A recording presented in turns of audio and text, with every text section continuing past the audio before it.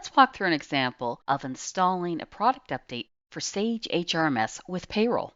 Please note the version of the download that you're now installing and the release notes may be different than the one that I'm demoing today.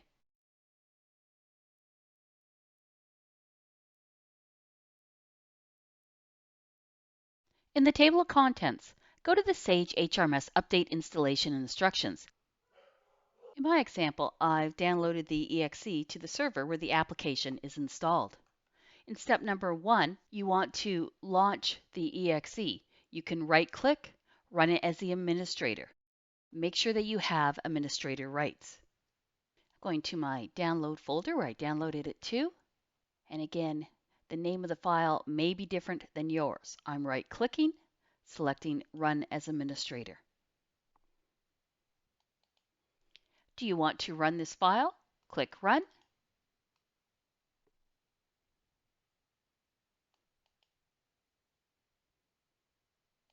In the Install Shield wizard, click Update. Accept the terms of the license agreement, click Next.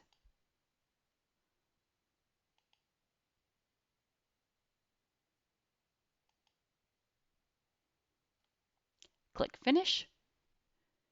Now we need to open the Sage HRMS client and a message will prompt us to continue. I always like to do the client on the server first and make sure that everything is updated on the server. If you don't have a client installed on the server, you can do it from a workstation. Follow the steps to update the Sage HRMS client files. I'm launching the Sage HRMS client. When you log in, make sure to log in as a master user. A message will appear that this setup will perform an upgrade of the Sage HRMS client. Do you wish to continue? Yes. Now the install wizard appears.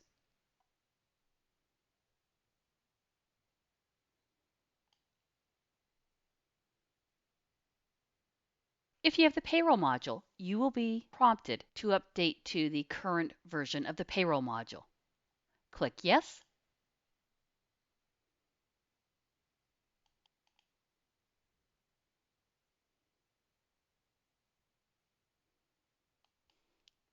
Once you have successfully installed the payroll modules, you will now need to restart HRMS. Click OK. Launch HRMS client. A message will appear indicating you've installed a new version of Sage HRMS and your files must be updated. Press OK to begin this process.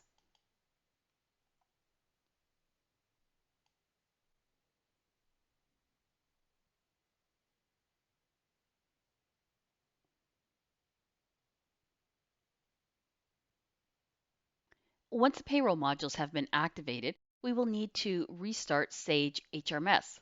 Click OK to proceed. Launch Sage HRMS client.